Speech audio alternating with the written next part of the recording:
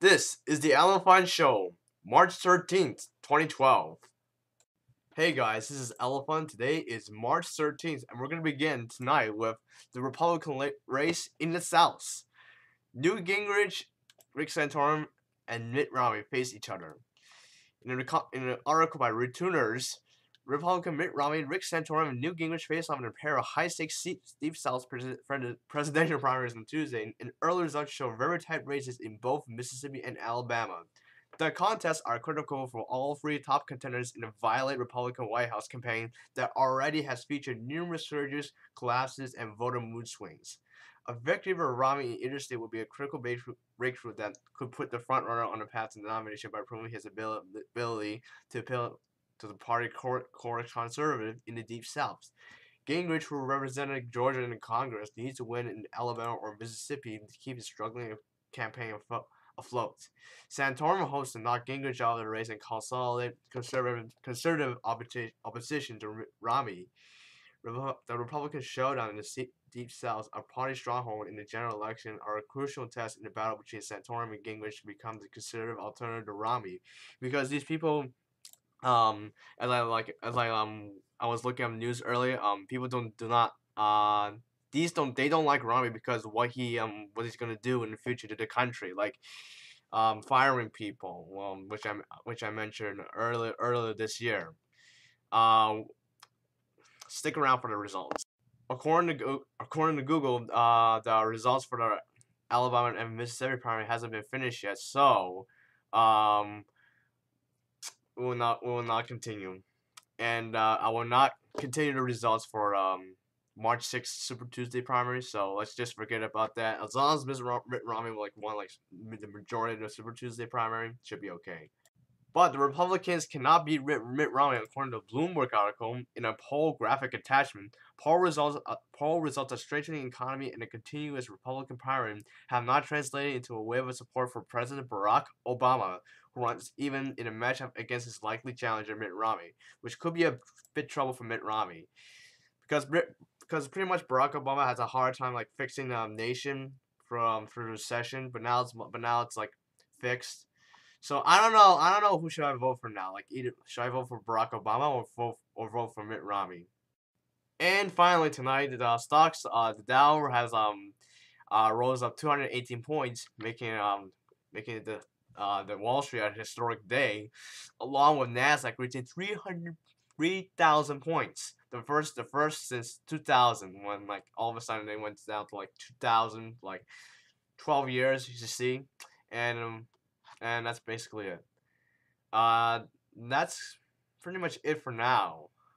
I'm not sure. I think I still have more to cover, but I'm not really sure. Let me think. Let me think. Some health news right now. We have according to Returners, there's been a report about red meat, where people, if they eat too much red meat, they're more likely gonna die at any given time than those who don't eat too much burgers and hot dogs. So if you eat too much burgers and hot dogs, so you mean if you eat 3 burgers, 3 hot dogs, or 3 of each, for every single day, chances are you're more likely to die. You have a high risk of dying than not eating too much of these. In some tech news, Apple has just released their third iPad, which is just basically called the new iPad.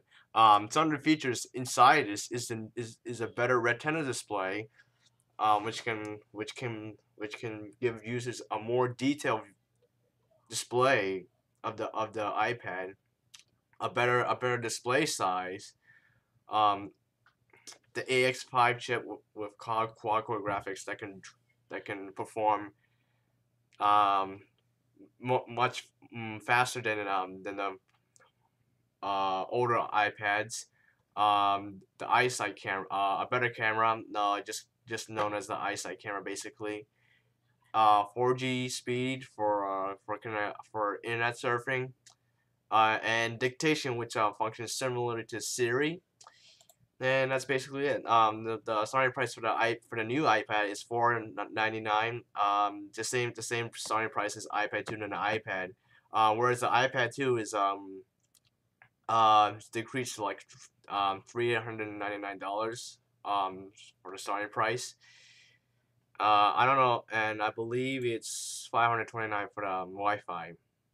Some stock news today. Dow has gained 218 points.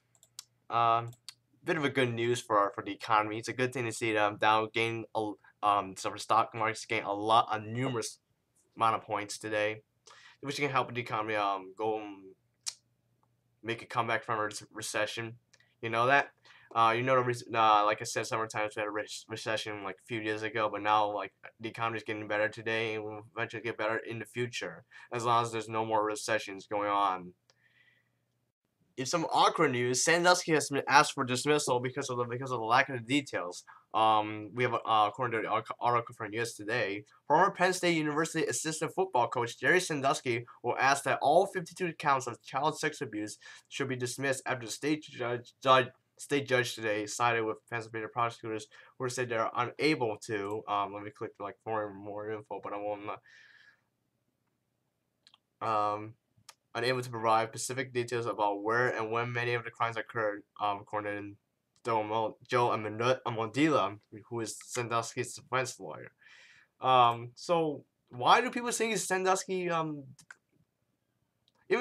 Why should his lawyer do that? Is he trying to like defend Sandusky so he doesn't serve jail time? This should have never happened in the first place. If this happened, Jerry Sandusky would just keep sexually abusing children. Especially with ladies who are already married or not married and don't want to be sexually don't want to be make sexual interactions with someone that's strange. You know what I'm saying. And that's it for our show today. I'm Alafun, and I'll see you next Tuesday. But by the end of the month, we move back to Fridays. So look forward to it. I'm Alafun, and see you later.